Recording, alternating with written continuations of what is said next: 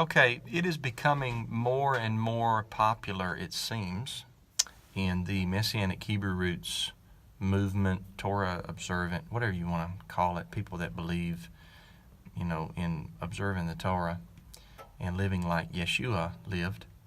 It seems like it's becoming more and more popular to kind of like be lone rangers and not belong to a congregation, and maybe quote like 1 John chapter 2 where it says, "You needeth not any man to teach you, because the Spirit teaches you," and I don't need to belong to a congregation. I can study at home, or I can study while I'm in my private time, and I don't need a congregation. And I think that what's going to happen is that some people that think this way will probably end up being okay, and they'll end up enduring to the end and being saved and all of that.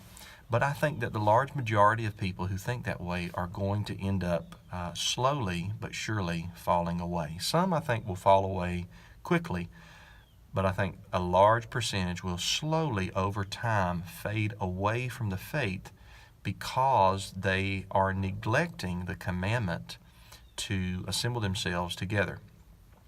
Okay, so let me do this in two parts. Number one, it is a commandment to have a holy convocation or a set-apart public gathering. The Old King James says holy convocation in Leviticus 23. These are Yahweh's holy convocations, his set-apart times. And that word means a set-apart, a separate public gathering. It is like when Yeshua, in Luke chapter 4, I think it's verse 16, as his custom was, he entered into the synagogue on the Sabbath day.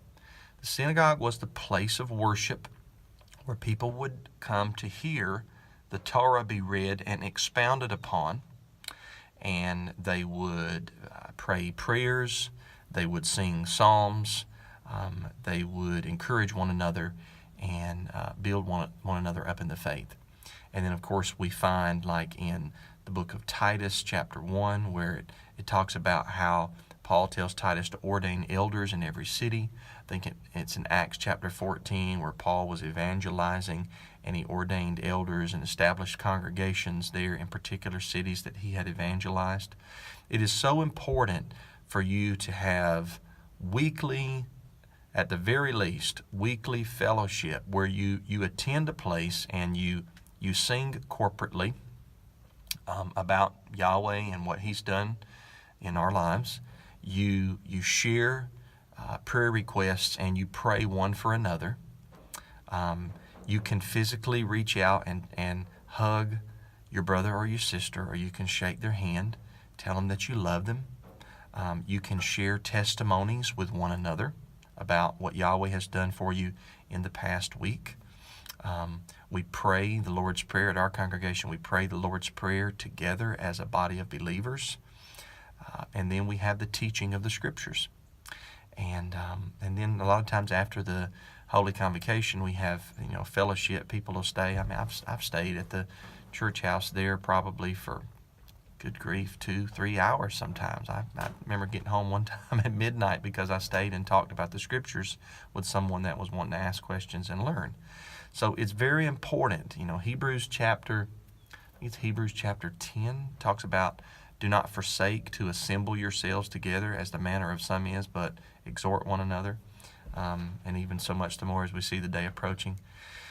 So the 1 John 2 text that I mentioned earlier is talking about, when it says you don't need any man to teach you, it's talking about you don't need any of the Antichrist or anti-Messiah spirit people to teach you, because the Holy Spirit teaches you. So it's not saying that you don't need teachers. Paul says in Ephesians 4 that Yeshua gave some to be apostles, some prophets, some evangelists, and some pastoring teachers for the perfecting of the saints. You need to be held accountable by elders and leaders in a congregation.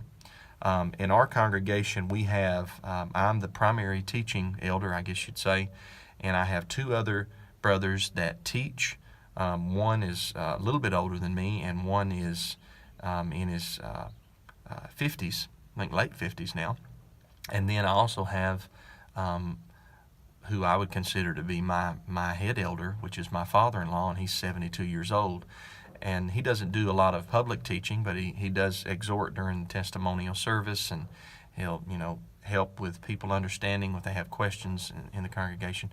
And so we have 4 of us there in the congregation, and you need to belong to a congregation where you are held accountable by your elders, those who teach you the Word of Yahweh. That doesn't mean that the elders are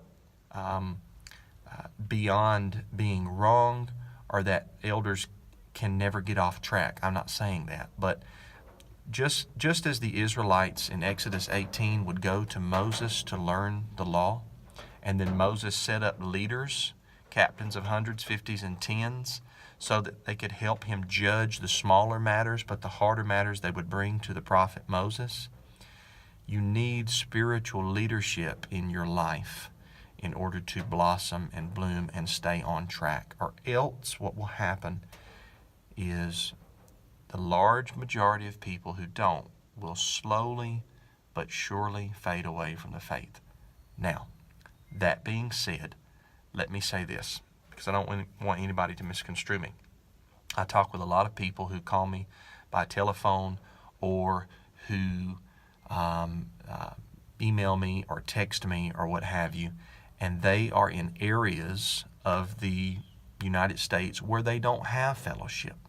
Okay, they don't have any fellowship. And so we offer a Facebook live feed into our weekly song service and our scriptural reading, and then the sermon. We offer that. I also offer a call-in number to the congregation, because I understand some people don't have fellowship. Okay, so if you're in a location where you don't have any fellowship, you can either join a congregation that you believe follows the scriptures to the best of your knowledge and ability, okay, or their ability and to your knowledge, they follow the scriptures, and you can join them online. We have technology to do that. It's not the same as going there, but I'm talking about people that are in faraway places. You can do that.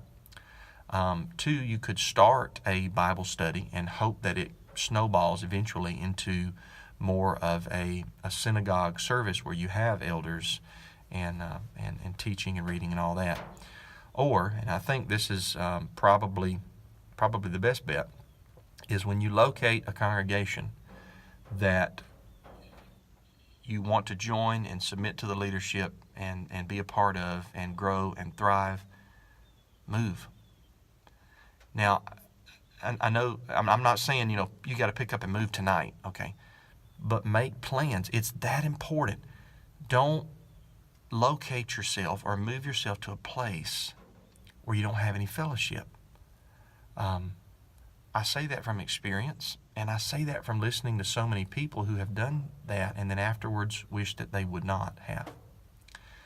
It's very important for you to have weekly fellowship, and not just weekly, but then monthly on the new moons, and then yearly on the annual festivals. I'm almost at 10 minutes. I'm not doing this video to knock anyone or downgrade anybody that is in a location where they don't have any fellowship. That's not my intention. I just keep seeing a lot of verbiage and a lot of people in our movement think that they can make it on their own, and such is not the case. Such is not the case. You need a congregation of believers. So I love you and I appreciate you. I thought I'd make this video. It's preparation day for me, so we're gonna get ready for Shabbat here. And Yahweh bless you. Love you. Shalom.